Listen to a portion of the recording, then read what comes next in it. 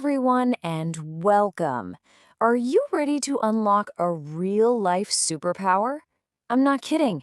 We're talking about the power to take control of your money and make it work for you. Let's get started. So, let me ask you something. You get some money, maybe for your birthday or some pocket money, and then, poof, a few days go by and you have absolutely no idea where it all went. Sound familiar? Yeah, don't worry, you are definitely not alone, and we're about to fix that. So, what's the big secret? It's something called personal finance. Just think of it as your own secret plan, your superpower for being the boss of your own money. It's how you use it to get all the awesome things you've been dreaming about. Okay, so every great hero needs to know the source of their power, right? Well, for us, that power is money. So, the first part of our mission is to figure out where your money actually comes from in the first place. For you guys, right now, your money probably comes from a few places. You might get pocket money from your parents, or maybe you get gifts from family on your birthday or during big festivals like Diwali or Eid. These are your first streams of income, and learning how to manage them is step one to becoming a total money master. And, as you get older, where you get your money from will change. Adults usually earn money through jobs where they get a salary, or maybe by running their own business to make a profit. The really important thing to remember here is that all honest work is respectable. It's the hard work and the skill that really truly matters. All right, now for the main event. This is where the real challenge begins. Every single time you have money in your hand, you face a hero's choice. Do you spend it right now, or do you save it for later? Let's break down that big decision. So let's talk about smart spending versus, well, impulse spending. Buying a compass box that you actually need for your math class? Totally smart spending.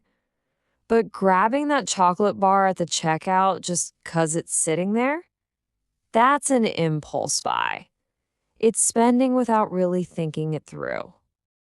This brings us to probably one of the most important ideas you'll ever learn about money: needs versus wants. In Hindi, we have great words for this: zarurat and chahat. A need, your zarurat, is something you absolutely have to have, like your school uniform or your books. A want, your chahat, is something that's nice to have for sure, but it's not essential. Think fancy shoes or getting pizza every single week. So, how do you fight that sudden urge to buy something on impulse? You use this power phrase. It's like your secret weapon. Before you buy anything, just stop, pause for a second, and ask yourself this one simple question: do I really truly need this? It's your shield against wasting money. Now we get to the really exciting part. When you decide not to spend, what do? You save. And saving isn't just about stashing money away. Nope. It's about building up a treasure chest so you can achieve your biggest goals. And where do you keep this amazing treasure? Well, you've got a few cool tools. A piggy bank is a fantastic way to start. But as you save more, a bank account is like a super safe vault for your money. You've probably also seen your parents using digital wallets on their phones. Those are for adults and are linked to a bank, so you should always ask for their help with those. So, why is a bank so much safer than, say, a box under your bed? Well, For one, money at home can get lost or even stolen. In a bank, it's protected and safe. Plus, and this is the cool part, it's trackable. You can see exactly how much you have and watch it grow. It's super motivating. So, why are we saving all this money anyway? For our goals.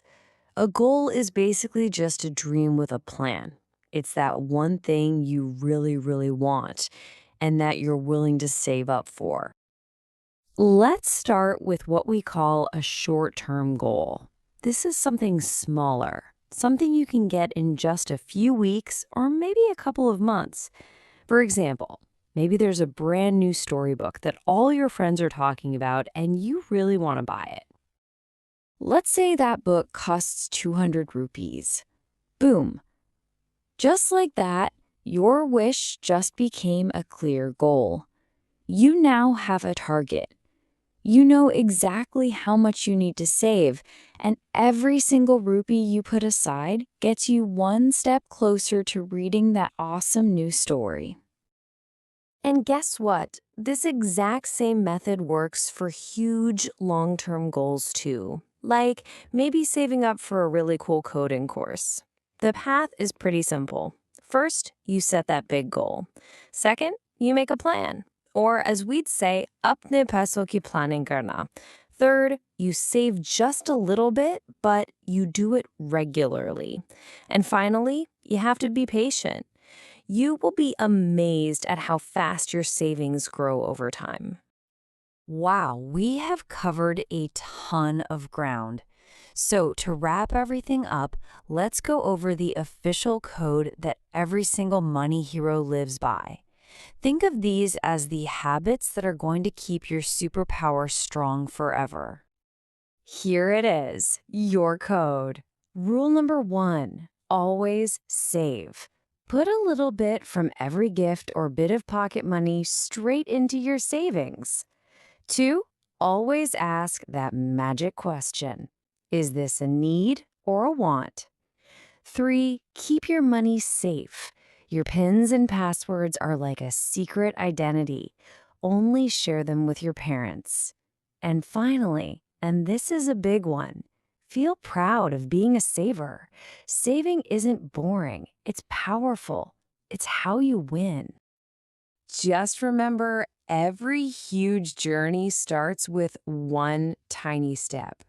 Your very first small saving, that's your first big victory on the path to becoming a money master. So the only question left is, what are you going to save for first? Personal finance is the management of one's finances through planning, spending, saving, and investing. It's the management of all areas of your and your family's finances, both short-term and long-term. You must put thought, effort, and intentionality to determine just what you want in your financial life. Remember that your goals should be achievable and realistic, or else you will soon lose motivation because you'd have no way to truly track them. 2. Begin budgeting. Budgeting is one of the fundamentals of personal finance. Some might argue that it is the fundamental to personal finance. To define it in a single sentence, budgeting is keeping track of your income and expenses so you know where your money is going each month. When done correctly, a budget puts you in charge of your finances. It allows you to spend more on things you enjoy and less on things you don't. It allows you the flexibility to shift as life happens and new problems or priorities arise.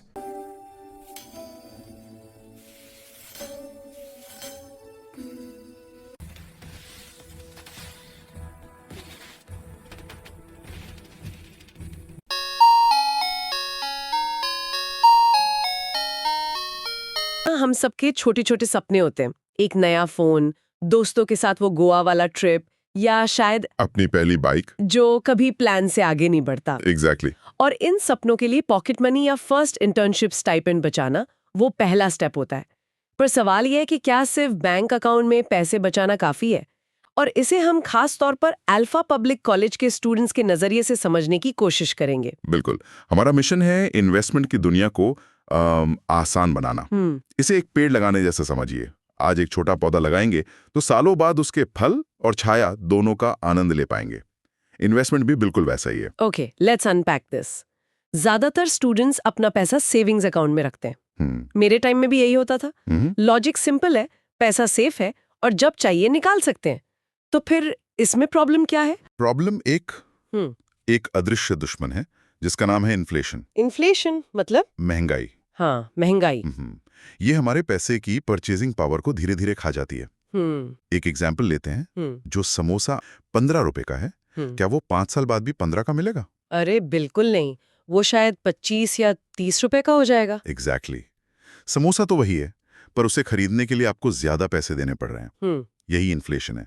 अब सोचिए, आपके savings account में रखे 15 रुपए पर आपको साल का 3 या 4% इंटरेस्ट मिलता है। लेकिन महंगाई 6 या 7% की रफ्तार से बढ़ रही है। ओह, इसका मतलब है कि असल में मेरे पैसे की वैल्यू बढ़ नहीं रही, बल्कि हर साल घट रही है। एग्जैक्टली। आप पैसे बचाकर भी फाइनेंशियली पीछे जा रहे हैं। ये तो बड़ा स्कैरी थॉट है। तो मतलब अगर किसी को 5 साल बाद मास्टर्स के लिए 5 लाख रुपए चाहिए तो सिर्फ सेविंग्स अकाउंट में पैसे रखना तो काम नहीं करेगा? बिल्कुल नहीं करेगा। उन 5 लाख की वैल्यू 5 साल बाद कम हो चुकी होगी और कोर्स की फीस बढ़ चुकी होगी। इसीलिए हायर एजुकेशन, कार या रिटायरमेंट जैसे बड़े गोल्स के लिए पैसे को इन्वेस्ट करना जरूरी है ताकि वो महंगाई को बीट कर सके। Saving is about parking your money, investing is about growing it. ठीक है, ये बात तो समझ में आ गई कि सिर्फ सेविंग काफी नहीं है। तो इन्वेस्टमेंट की दुनिया में पहला कदम क्या है? हमारे सोर्सेज 3 बेसिक आइडियाज की बात करते हैं। रिस्क, रिटर्न और टाइम। हाँ, रिस्क, रिटर्न एंड टाइम। ये सुनने में थोड़े भारी शब्द लगते हैं, पर इनका मतलब क्या है? देखो, ये इन्वेस्टमेंट के 3 पिलर्स हैं और इन्हें समझना बहुत जरूरी है। रिस्क का मतलब है आपके ओरिजिनल पैसे के डूबने का चांस। ओके। रिटर्न है आपके इन्वेस्टमेंट पर मिला प्रॉफिट या मुनाफा। और टाइम ये बताता है कि आप कितने समय के लिए पैसा इन्वेस्ट कर सकते हैं। और ये तीनों आपस में जुड़े हुए हैं, right? What's fascinating here is इनका रिश्ता बहुत गहरा है। जनरली एक रूल ऑफ थंब ये है कि हाई रिस्क लेने पर हाई रिटर्न की पॉसिबिलिटी होती है। पॉसिबिलिटी, गारंटी नहीं। करेक्ट, मैंने पॉसिबिलिटी कहा, गारंटी नहीं। और लो रिस्क वाले इन्वेस्टमेंट्स में रिटर्न भी जनरली लो और ज्यादा प्रिडिक्टेबल होता है। स्मार्ट इन्वेस्टिंग बेसिकली इन दोनों के बीच अपनी जरूरत के हिसाब से बैलेंस बनाने का नाम है। इसे शायद हम स्टूडेंट लाइफ से रिलेट कर सकते हैं। एग्जाम में पास होने के लिए लो रिस्क, लो रिटर्न, बस बेसिक रिवीजन काफी है। लेकिन टॉप करने के लिए हाई रिस्क, हाई रिटर्न। आपको extra effort, late night study और शायद कुछ सोशल लाइफ सैक्रिफाइस करनी पड़ेगी। क्या बढ़िया एनालॉजी है, बिल्कुल यही बात है। और यहाँ पर टाइम वो स्टूडेंट्स के लिए सबसे बड़ा सुपर पावर है। अच्छा। हाँ, जितनी जल्दी आप इन्वेस्ट करना शुरू करते हैं, आपके पैसे को ग्रो होने के लिए उतना ज्यादा समय मिलता है। द पावर ऑफ कंपाउंडिंग, ये वो मैजिक है जहां आपके रिटर्न्स पर भी रिटर्न्स मिलने लगते हैं। Here is where it gets really interesting for someone just starting. एक स्टूडेंट जो पॉकेट मनी से बचा रहा है, उसे हाई रिस्क वाली चीजों से तो डर लगेगा। तो सबसे सेफ ऑप्शंस कौन से हैं जहां रिस्क ना के बराबर हो? बिल्कुल, शुरुआत हमेशा सेफ जोन से करनी चाहिए। इसे फाइनेंशियल फाउंडेशन बनाना कहते हैं। पहला है सेविंग्स अकाउंट। जैसा हमने डिस्कस किया, ये इन्वेस्टमेंट नहीं बल्कि लिक्विडिटी का टूल है। डेली एक्सपेंसेस और इमरजेंसी फंड के लिए। परफेक्ट। दूसरा है फिक्स्ड डिपॉजिट, FD। इसमें आप बैंक को एक फिक्स टाइम के लिए, जैसे 1, 3 या 5 साल के लिए पैसा देते हैं। बैंक आपको एक फिक्स्ड इंटरेस्ट रेट का वादा करता है। मतलब FD में प्रिडिक्टेबिलिटी है, रिटर्न कम है पर गारंटीड है। एग्जैक्टली। तीसरा है रिकरिंग डिपॉजिट। ये डिसिप्लिन्ड सेविंग की हैबिट बनाने में मदद करता है। अच्छा। मान लीजिए आपने तय किया कि हर महीने पॉकेट मनी से 1000 रुपए बचाएंगे। RD में आप हर महीने वो 1000 रुपए जमा करते हैं और बैंक उस पर FD जैसा इंटरेस्ट देता है। मुझे याद है, मेरे एक दोस्त ने कॉलेज में RD शुरू की थी। हर महीने 500 रुपए डालता था। 3 साल बाद जब हम फाइनल ईयर ट्रिप पर जा रहे थे तो उसके पास अचानक से 20,000 रुपए थे और हम सब हैरान थे। बिल्कुल सही एग्जाम्पल है। That's the power of consistent small savings. और इसी कैटेगरी में आती हैं पोस्ट ऑफिस सेविंग स्कीम्स।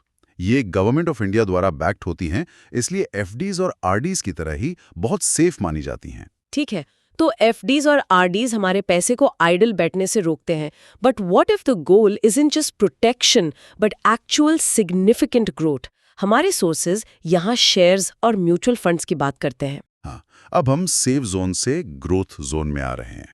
यहाँ रिटर्न की पोटेंशियल ज्यादा है पर रिस्क भी बढ़ जाता है। पहले शेयर्स या स्टॉक्स को समझते हैं। जब आप किसी कंपनी का शेयर खरीदते हैं, फॉर एग्जांपल रिलायंस या टीसीएस का, ओके तो आप उस कंपनी के एक बहुत छोटे हिस्से के मालिक बन जाते हैं। अगर कंपनी अच्छा परफॉर्म करती है, प्रॉफिट कमाती है, तो उसके शेयर की वैल्यू बढ़ती है और आपके पैसे भी बढ़ते हैं। Wait, that sounds like a full time job. एक स्टूडेंट को एग्जाम्स के लिए पढ़ना है, असाइनमेंट्स करने हैं, और साथ में वो एचडीएफसी बैंक की क्वार्टरली रिपोर्ट भी ट्रैक करे। हाँ, ये तो कम्प्लीटली इम्प्रैक्टिकल लगता है। There has to be a more manageable approach. आपने बिल्कुल सही नस पकड़ी है। डायरेक्ट स्टॉक्स में इन्वेस्ट करने के लिए बहुत रिसर्च, नॉलेज और पेशेंस चाहिए। और यहीं पर म्यूचुअल फंड्स एक सोल्यूशन की तरह आते हैं। अच्छा, म्यूचुअल फंड्स एक टीम गेम की तरह हैं। इसमें आप और मेरे जैसे बहुत से लोग अपना पैसा एक कॉमन पूल में डालते हैं। ओके, एक जगह इकट्ठा करते हैं। बिल्कुल। और फिर एक प्रोफेशनल फंड मैनेजर होता है जिसका काम ही है मार्केट को रिसर्च करना।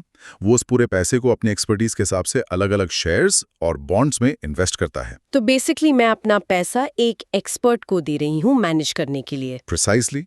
इससे आपका रिस्क भी डाइवर्सिफाई हो जाता है, क्योंकि आपका पैसा किसी एक शेयर में नहीं बल्कि 40-50 अलग अलग कंपनीज में लगा होता है। अच्छा, तो अगर एक दो कंपनीज अच्छा परफॉर्म नहीं भी करती तो बाकी उसे बैलेंस कर लेती हैं। एग्जैक्टली। इसके मुख्य 3 प्रकार हैं। इक्विटी म्यूचुअल फंड्स, ये ज्यादातर पैसा शेयर्स में लगाते हैं। High growth potential, high risk, ये लॉन्ग टर्म के लिए अच्छे होंगे। हाँ, 5-7 साल से ज्यादा के लिए। फिर है डेट म्यूचुअल फंड्स, ये बॉन्ड्स में इन्वेस्ट करते हैं। इनमें रिस्क कम होता है और रिटर्न्स मॉडरेट होते हैं। और तीसरे हाइब्रिड फंड्स, जैसा नाम से पता चलता है ये इक्विटी और डेट का मिक्स होते हैं। Balanced approach. बिल्कुल। और ये एसआईपी क्या है जिसके बारे में आजकल हर कोई बात कर रहा है? Just start an SIP of 500 rupees. क्या ये कोई अलग इन्वेस्टमेंट है? This raises an important question. SIP यानी सिस्टमैटिक इन्वेस्टमेंट प्लान कोई अलग प्रोडक्ट नहीं है, तो फिर बल्कि म्यूचुअल फंड्स में इन्वेस्ट करने का एक तरीका है। It's a mindset. एसआईपी का मतलब है कि आप हर महीने एक फिक्स्ड अमाउंट जैसे 500 या 1000 रुपए अपने चुने हुए म्यूचुअल फंड में इन्वेस्ट करते हैं। तो ये बेसिकली एक ऑटोमेटेड गुड हैबिट है या आपको डिसिप्लिन में रखता है? You've hit the nail on the head। ये डिसिप्लिन ओवर जीनियस की स्ट्रैटेजी है। जब मार्केट हाई होता है तो आपको कम यूनिट्स मिलती हैं, और जब मार्केट लो होता है तो उसी पैसे में ज्यादा यूनिट्स मिल जाती हैं। ओवर अ लॉन्ग पीरियड आपकी एवरेज कॉस्ट कम हो जाती है। So it's not just about shares and funds, हमारे सोर्सेज गोल्ड, रियल एस्टेट और बॉन्ड्स की भी बात करते हैं। If we connect this to the bigger picture, इसे डाइवर्सिफिकेशन कहते हैं। इसका सिंपल सा मतलब है, don't put all your eggs in one basket. Right, सारा पैसा एक ही तरह के एसेट में न लगाना। बिल्कुल। गोल्ड की बात करें तो इंडियंस के लिए ये सिर्फ ज्वेलरी नहीं, एक सेफ इन्वेस्टमेंट भी है। आप फिजिकल गोल्ड जैसे कॉइन्स या बार्स खरीद सकते हैं, या फिर डिजिटल गोल्ड जैसे सॉवरेन गोल्ड बॉन्ड्स यानी एसजीबीज में इन्वेस्ट कर सकते हैं। और real estate, alpha Public College के स्टूडेंट के लिए फ्लैट खरीदना तो obviously out of the question है। ट्रेडिशनली हाँ, रियल एस्टेट में बहुत कैपिटल लगता है और उसे जल्दी से बेचना, लिक्विडेट करना मुश्किल होता है।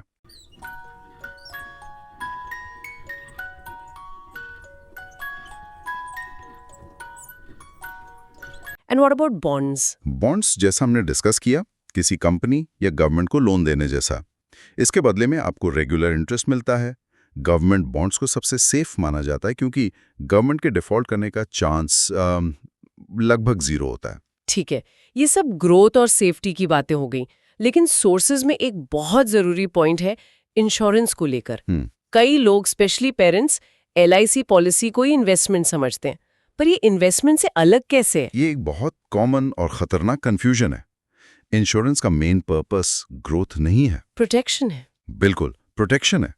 इन्वेस्टमेंट आपके पैसे को बढ़ाता है, जबकि इंश्योरेंस आपकी फाइनेंशियल लाइफ को अनएक्सपेक्टेड घटनाओं से बचाता है। So the first step is actually building a defensive wall around what we could earn in the future. Perfectly put. Defense first. 2 तरह के इंश्योरेंस हर यंग अर्नर के लिए नॉन नेगोशिएबल हैं। पहला, हेल्थ इंश्योरेंस। राइट। आज के समय में एक छोटी सी मेडिकल इमरजेंसी भी आपकी सालों की सेविंग्स खत्म कर सकती है। और दूसरा है टर्म लाइफ इंश्योरेंस। अगर फैमिली में कमाने वाले सदस्य को कुछ हो जाता है तो ये पॉलिसी फैमिली को एक बड़ा लमसम अमाउंट देती है, ताकि वो फाइनेंशियली स्टेबल रह सके। Correct. So the rule is पहले प्रोटेक्शन इंश्योरेंस, फिर ग्रोथ इन्वेस्टमेंट। ठीक है, ये बात तो समझ में आ गई। लेकिन कॉलेज लाइफ में फॉर्मल इन्वेस्टमेंट के अलावा बहुत सी इनफॉर्मल स्कीम्स भी सुनने को मिलती हैं। हाँ, ये जानना बहुत जरूरी है। यंग इन्वेस्टर्स अक्सर गेट रिच क्विक के जाल में फंस जाते हैं, जैसे चिट फंड्स या लोकल कमिटीज, दोस्तों को बहुत ज्यादा ब्याज पर पैसे देना, या सबसे खतरनाक 1 महीने में पैसा डबल वाली स्कीम्स। एग्जैक्टली। सोशल मीडिया पर इनके एड्स बहुत दिखते हैं। Invest in this new crypto and become a millionaire. इनके पीछे कोई रेगुलेशन नहीं होता, ये बहुत रिस्की हो सकती हैं और इनमें फ्रॉड का भी डर होता है। एक रिस्पॉन्सिबल इन्वेस्टर बनने का पहला नियम है, अगर कोई चीज सच होने के लिए too good to be true लग रही है तो वो प्रोबेबली सच नहीं है। So what does this all mean? इतनी सारी जानकारी को समराइज करें तो अल्फा पब्लिक कॉलेज के स्टूडेंट्स के लिए की टेकअवेज क्या होने चाहिए? बिल्कुल सिंपल 4 पॉइंट समरी है। Number 1, safety first. अपनी फाइनेंशियल जर्नी की शुरुआत सेविंग्स अकाउंट्स, एफडीज और आरडीज से करें। फाउंडेशन मजबूत होनी चाहिए। Okay. Number 2, go for growth. Long term goals के लिए एसआईपी के थ्रू म्यूचुअल फंड्स एक डिसिप्लिन्ड और पावरफुल टूल है। Number 3, build your wall. Investment से भी पहले एक हेल्थ इंश्योरेंस और एक टर्म लाइफ इंश्योरेंस लेकर अपनी फाइनेंशियल फ्यूचर को प्रोटेक्ट करें। और आखिर में stay away from traps. Get rich quick scheme से हमेशा दूर रहें। Patience is the key to wealth creation. The main idea seems to be earn, protect, save, invest, grow, reach goals. Exactly. College के दिनों से भी ये मनी हैबिट्स बनाना आपको फ्यूचर में फाइनेंशियली स्ट्रांग और कॉन्फिडेंट बनाएगा। It's truly a marathon, not a sprint. बिल्कुल। और मैं एक आखिरी विचार के साथ इसे समाप्त करना चाहूंगा। बताइए। आज हमने पैसों को इन्वेस्ट करने की बात की, पर जिंदगी का सबसे बड़ा इन्वेस्टमेंट खुद पर होता है, अपनी स्किल्स और एजुकेशन पर। ये तो बहुत डीप बात है। जरा सोचिए, आज फाइनेंशियल लिटरेसी सीखने से आप अपने कॉलेज में जो स्किल्स सीख रहे हैं, कोडिंग, मार्केटिंग, डिजाइन, भविष्य में उनकी वैल्यू को और कैसे बढ़ा सकते हैं, क्योंकि आपकी स्किल्स ही आपकी अर्निंग पावर को ड्राइव करती हैं, जो फिर आपके इन्वेस्टमेंट्स को फ्यूल देती है। बिल्कुल। फाइनेंशियल नॉलेज उस फ्यूल को रॉकेट फ्यूल में बदल सकती है।